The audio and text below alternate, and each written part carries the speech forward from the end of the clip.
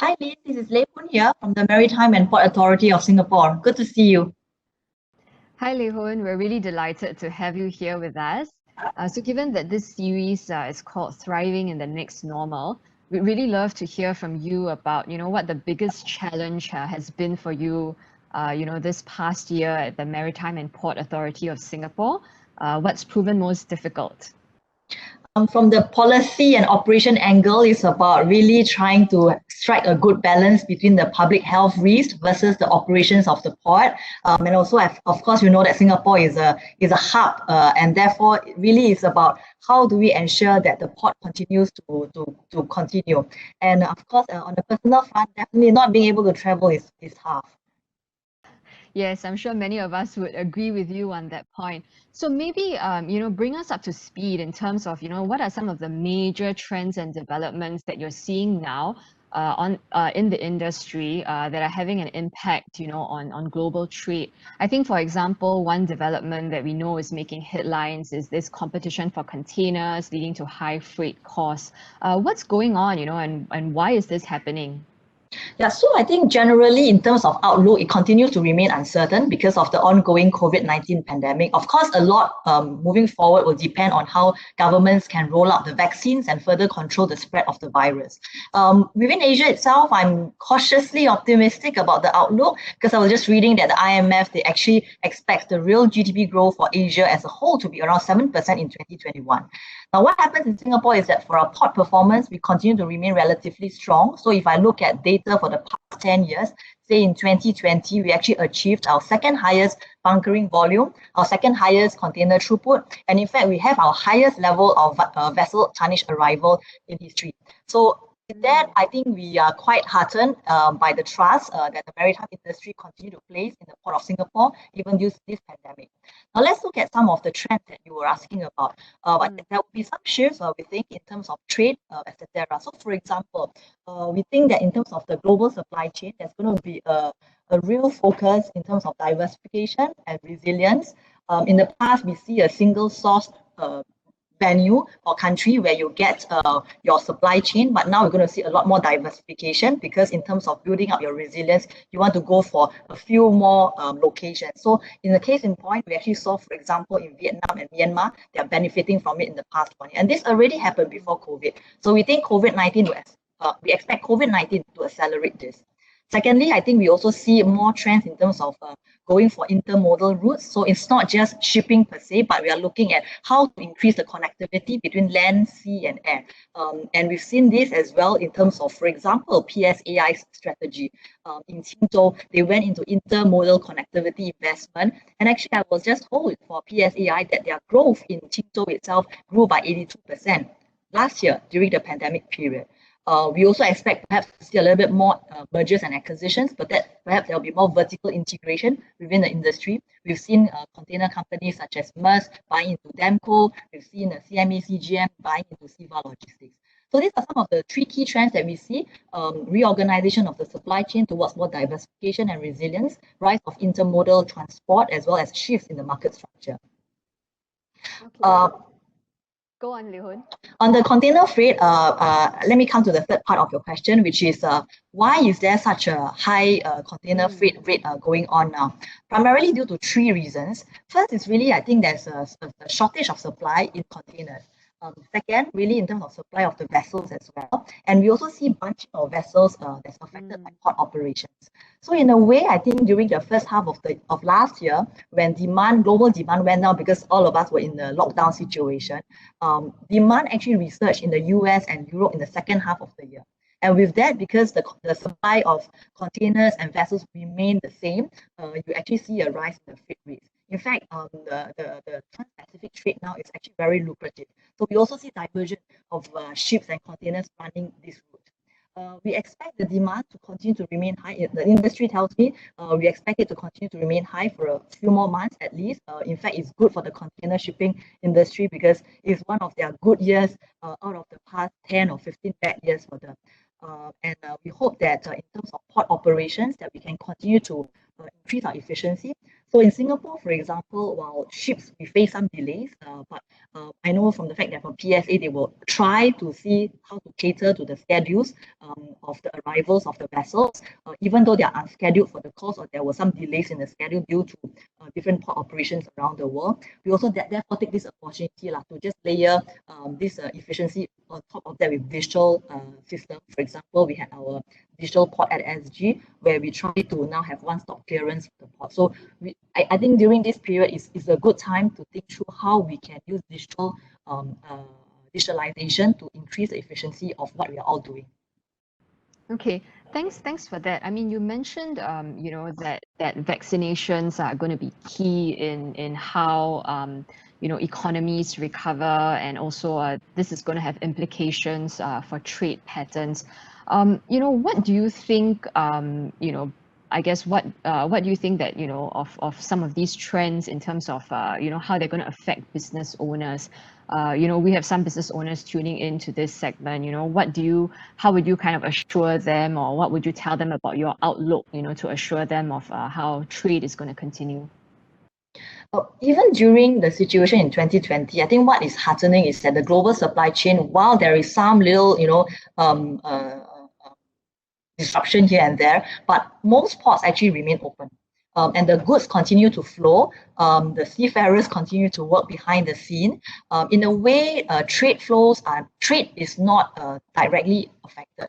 The volume rise and fall depending on the demands and the global market demands. So I would say that moving forward, I think the goods will continue to flow. A lot of our port authorities, when we gather with them, like for example, as early as March last year, we gathered a group of port authorities and we committed and we pledged to keep our ports open because of the importance of shipping to the whole trade industry. So the assurance I can give is that ports will remain open as long as we could. At the same time, I think with vaccination, especially, for example, in Singapore, we have started vaccinating our own seafarers, and we have vaccinated our port workers and onshore workers who's working on board the ship.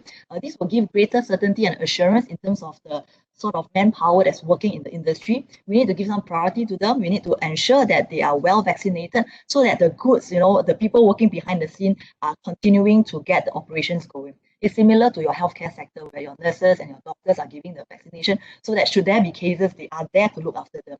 So this is a similar situation for trade. Okay, that's good to hear. You mentioned digitalization as well, within the industry. Maybe you can elaborate a little bit more on some of these efforts as well as some of these innovations that are taking place both within the industry globally as well as in Singapore that are helping to keep this, supply lines and trade lines open. So then during the COVID situation, actually what we realized that because we need to go contactless, you need to automate as much as possible to minimize public health risks. So I mentioned earlier, I think we were quite glad that we actually rolled out the digital port at SG. Basically, this is a one-stop port clearance for vessels coming into Singapore. So you don't have to go and apply your registration with 3 different government agencies. Now for health clearance, immigration clearance, vessel clearance is done through one portal. And in fact, that has saved the industry a lot of administrative work as well as hours. So that we thought was a very good initiative. Now, moving ahead, what we are hoping to move towards is to go do more just in time. So basically, this is our phase 2 of digital port at SG. This basically, before you come to the port, we are aware of your vessel arrival, and we could line up the marine services for you, whether it's crew change, refueling your vessels. So these services can be lined up, so you know whether it's time that you can go slow steaming to come into the port of Singapore, and when you should arrive, and when you are arrived, the services are all lined up. So all these digitalization efforts will improve the way port operate.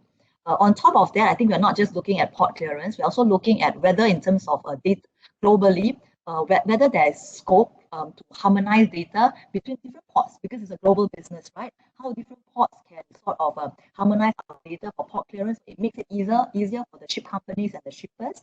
At the same time, we're also looking at, we have all different databases. Is there a way to build the bridge? This is what we call the interoperability of the platforms. Can we build bridges between the platforms so that we could also look at extracting common data and allow us to increase efficiency between port to port movement. It's not just the port, but also the cargo clearance. So we have moved upstream to also work with port operators, to work with sort of cargo owners to see whether data can be harmonized. The whole supply chain is actually quite a complex business with many different players. So there is much room for digitalization to make it more efficient. Okay, maybe, on your point on interoperability, why do you think it hasn't happened sooner? I mean, I think obviously it would have an impact on costs, for anyone who is, using shipping, right? So why do you think this hasn't happened sooner? I would say maybe two key factors. Really, one is if you look at the whole, because when I first joined MP and they were showing me the whole value chain of how a ship gets from a factory out, port, warehouse, then on the ship, and when you reach the ship, there's a whole chain of players who are involved and who are sort of governed by different regimes, right? And it's under different regulatory authorities in the country. Mm, So first, you have within a country, how do you have a maritime single window? How do you have a single window, whether it is coming by land or by air or by sea? That's one. Then secondly, we are talking about a global business, where it is different ports. So not only the challenge is within a country, the challenge is also within different countries. Now, of course, this is something which the International Maritime Organization is looking at. Therefore, data harmonization, interoperability is the two way to go forward for the entire global supply chain. Whether we have a good chance of accelerating it, I think we are at this transition point. Shipping is in the transition point now on both digitalization and decarbonization. So I'm hopeful that I think there's a greater attention, greater awareness, and more players are coming together to work towards this common cause. okay, that's great. Let's turn the focus a little bit more to Singapore's plans. You mentioned that you joined the MPA a couple of years ago, and I suppose this big project for you would be the TWAS megaport that we're expecting to come on stream in a couple of years. Tell us a bit more about this project. Yeah, so indeed, we are very, very excited about TWAS port. Who gets to rebuild a port out of scratch, right? So glad to say that actually at this point, our TWAS port construction is on track because I think we see our container throughput numbers, etc., is still on track. So we are on track to building the world's largest container port at a single location, which is capable of handling up to 65 million TUs, what we call the 20-foot equivalent units per annum. This will almost double the annual handling capacity at the Port of Singapore today. Not only that, we are not looking at building the biggest port. We are also looking at a port that is fully automated. So there will be, PSA will be putting in place, for example, fully electric driverless automated guided vehicles, automated yard cranes, gantry cranes. Could we move to more automation? At the same time, I earlier mentioned that we'll move to phase 2 of our digital port system to allow ships to come in and leave in a more efficient manner when services are being lined up. And not only that, we are also looking at the port, which is not just a port, but as an ecosystem. So we are trying to build stronger linkages between industry and the port. So we'll bring together logistics players, manufacturers, together to site in trust with PSA. So these are very, very exciting developments. I can go on and speak about even our sustainability plan, but I will take a pause here and see whether you have other questions. Yes, I definitely want to ask you a bit more about sustainability later on.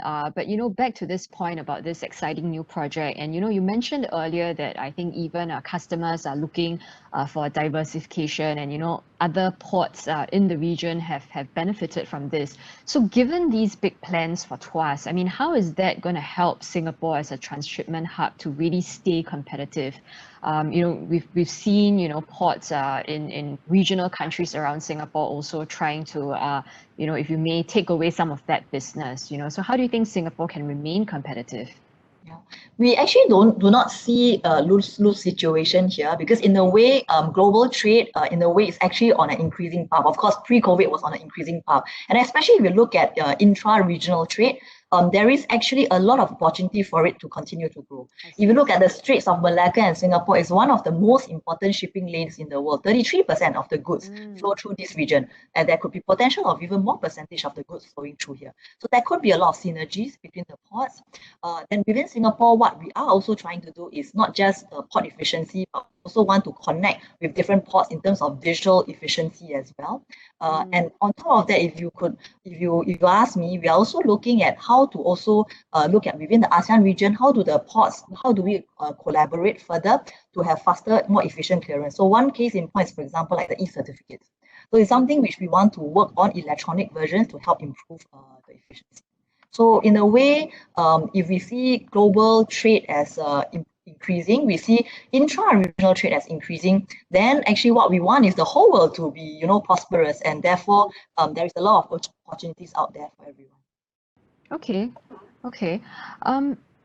Maybe we can move on now to talk about sustainability. It's something that you mentioned just now, and of course, companies, I think globally, are looking into this clean energy transition, and going green is also a big focus for the maritime industry. So, what exactly, does green growth mean for the Singapore shipping industry, and what sort of initiatives are currently in place? Yeah. So if you ask me what does green growth mean, green growth actually, for us in Singapore and also for the industry, it is an area where we could adopt green technology, also alternative energy lines, and at the same time, you can actually still make an economic case out of it. So, of course, I mentioned that for shipping, it is in a state of transition because of IMO 2030 and 2050 targets. The question in a lot of people's mind is, what is the future ship? And in fact, that is a very important question, because if you don't have ship, you're not going to have goods being transported. 80% of the goods are transported, more than 80% are transported by ship. So this question about what is the future of ship, what's the type of energy the ship runs on, is not a shipping question. It is a global question that we all need to tackle together.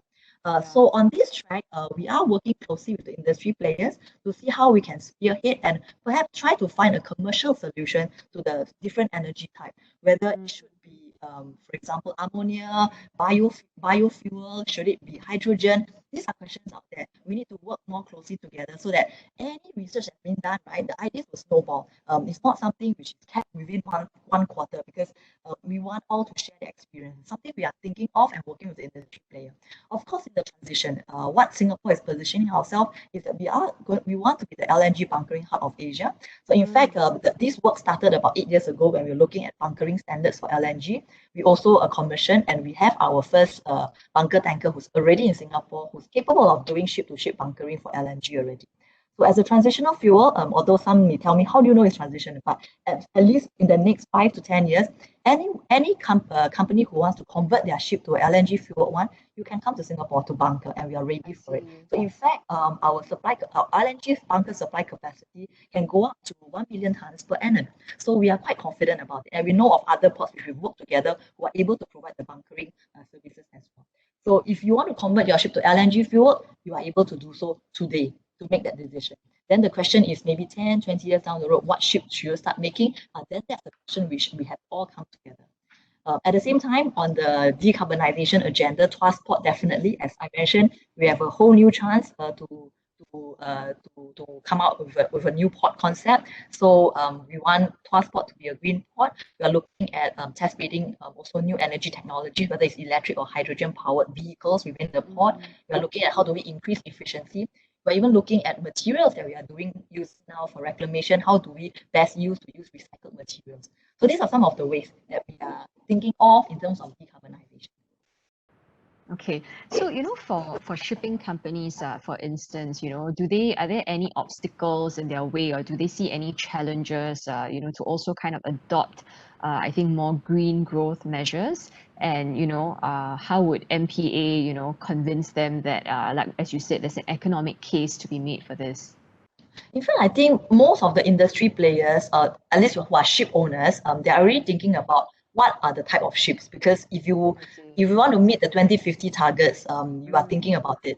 In fact, some of the companies have come up with quite ambitious plan, right? Maersk, for example, and CMA CGM, they have come up with ambitious plan that I want to be carbon neutral by 2030, 2050. Right. And quite a number of ports as well have also come out to say we'll adopt a green technology. But I guess your question is, what will it take to remove that first mover disadvantage? Because it's true, right, that you actually have to put in a lot more investment, which is why we are advocating for a more collaborative approach. And also, I mentioned that it is not a shipping problem, because in a way, if you want to shift from your low sulfur fuel to LNG, what is the whole ecosystem out there? If you want to shift ammonia and you want to shift to hydrogen, are the energy companies able to provide the energy in the first place in a big way? And then, of course, you have to look at insurance policies. You have to look at our P&I club in terms of classification. So there's a whole slew of of ecosystems surrounding each energy type. And this is something which I think most companies know they can't do it alone. You need to do it as a cluster. And in Singapore, we say that because we have quite a number of the players here as an ecosystem, because of our international maritime IMC center sitters, we are able to bring all these companies together, and let's sit down and see how we can move forward together. And where Singapore we are interested in is really the common denominator. When you have new energy fuel type, not only the players need to come together, what is the safety standards? How do I ensure safe bunkering? That means how do I ensure that when you refuel here in the different ports, it's safe? So from where we are as a regulator, we can also work together with the industry to say that we're going to work with you. And it's not a Singapore-centric agenda. We are more than happy to work with other ports as well. It's actually a global agenda we are working on together. Okay, thanks for that. Let's now focus a little bit, I think maybe on your more personal reflections of being a leader, in such volatile and different times. You've mentioned, I think throughout the course of our conversation, some of the changes that, you've kind of put in place and continued on with in the past year. But as a leader of a large organization, what were some of the biggest challenges in getting your people to kind of move along with you, on this path forward?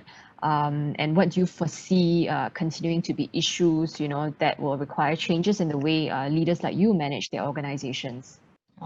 So in a way, I would say that within MP, I'm quite fortunate because I think majority, if not all, of the staff actually do believe in the mission that we are working for, right? We want to develop Singapore in a global hub port. We want to develop Singapore in the International Maritime Center. And we want to continue to work for this cause. Why? Because it's not just about bringing food and essential supply into our country. It is the fact that we are an important node in the whole global supply chain. We do affect how trade and containers and goods flow around the world. So there's quite a strong sense of mission within the organization in MP itself. Of course, when COVID came about, there were a lot of incidents, there were situations, there were new measures that we have to take, and we have to go out and consult the industry to ensure that it is a fine balance between minimizing public health risks and not affecting the business profitability of our companies as well as efficiency of our port. If you ask me what I have learned during this crisis, it really is twofold. One is really the need to listen. The need to listen and pay attention to some of the details and trends out there, because where we are not fully savvy of what the businesses are also going through.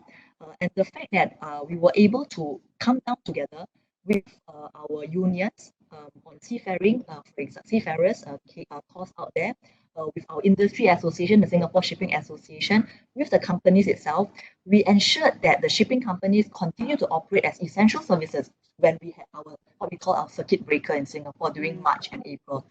We ensure that we are able to continue to facilitate safe crew change in Singapore, because it is one of the biggest challenge with the industry. So I think this tripartism, this ability to be able to sit down and work with different partners, be patient, offer a listening ear, what we call in Chinese, 听, right, 一口经, right, to really offer that part, and not close yourself to solutions which you have never thought about. In a crisis, there's never a textbook solution. There's no what we call 10-year series for you to study. It is about on the ground coming up with solutions that can work for all. So I think in a way, that's what I took away most. The need to sit down with different players, and the need to come up with common solutions that will cater to the needs. And the fact that we have to give and take. So not all will get 100% of the agenda, but we need to give and take. So that's one. Then, of course, on the personal front, I think we all learned that we have to be very agile and very resilient. So there'll be times where it goes really, really, really down. You'll be asking yourself, oh, what's happening? But it's the sheer fact that you find some confidence back and trying to move forward, because at the end of it, it's such an important mission, we cannot fail, right? And second is really, we are almost every week dealing with new measures, new protocol, new procedures, new incidents. So really have to be agile on the feet. And I must really thank the team for being behind this important cause that Singapore is pushing forward for. Yeah. Okay, so I mean, countries around the world are still, grappling with the pandemic. In a way, there's no real light at the end of the tunnel yet. Even though obviously vaccinations are going on, and we're hoping that this will, help us change the course of events. So, what's keeping you hopeful? I mean, what are you telling yourself? What are you telling your colleagues in the organization to kind of look ahead and look forward to? At the end of the tunnel, there's always a light, and hopefully Okay. someone will shine a torch and warm the hearts of everybody. We have gone through many crises in the whole of the world's history, and we will come out of it. It's just how long it takes, and whether in the process of coming out, do you, what we call again in Chinese, 危机, right? Do you actually seize the crisis and turn it into an opportunity? While this is a crisis situation, there is opportunity in digitalization. There's opportunity in the way you and I reset the way we work. Even now having this conversation through video conferencing mode, we Yeah. wouldn't have even gone ahead and done that if it is pre-COVID. So there are opportunities out there, and I would say that on the one part, we now need to really roll out the vaccination on a big wave and try to contain the situation. So that's one big challenge. But at the same time, I think for all of us is also to see how we can start resetting our work, turn some of these crises to opportunities. And after the crisis, hopefully we'll all come out more mature, more savvy, more sensible, and do things in a way that would, fundamentally perhaps transform and make us all happier people on earth. So with that, I remain still hopeful. You have to always remain hope because what happened, you don't know what's happening tomorrow, and tomorrow could be a better day than today. We always say it should be a better day than today. Okay, okay. Would you have any last words for our audience, or anything that I didn't touch on that you'd like to talk about? At the end of it, I think from Singapore perspective and from MPA, we do hope that there can be, because of this crisis, we can all collaborate more together. Because in a way, not just we've seen how during a lockdown situation, actually the nature blossom, right? And that's on the sustainability part. At the Yeah. same time, we also realize that it's a good opportunity for all of us to just come together and think of solutions. So it may not be a solution we have it now today, but I think there is scope for us to come together and, like what you mentioned, be hopeful and not give up hope. And I think that will make, the maritime sector, that will make the whole trading global supply chain better than what we have in the past pre-COVID. And that's what I hope. That's what we all hope here in Singapore. Okay. Thank you so much for your time today, Lei Hoon, and for your very insightful and candid answers. So to our audience, we hope you enjoyed that session as much as I did. I will take a short break and we'll see you back for the next session.